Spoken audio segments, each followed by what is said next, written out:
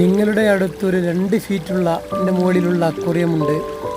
അതിൽ ഒരു ഫിഷിനെ മാത്രം ഇട്ട് നിങ്ങൾ വളർത്താൻ ആഗ്രഹിക്കുന്നുണ്ടെങ്കിൽ നിങ്ങൾക്ക് പറ്റിയ നല്ല സൗന്ദര്യമുള്ളൊരു ഫിഷാണ് ഫ്ലവറോൺ. നല്ല തലയെടുപ്പോടെ തന്നെ അക്വേറിയം നിറഞ്ഞു നിൽക്കും ഇവരെ നിങ്ങൾ ഇട്ടാൽ.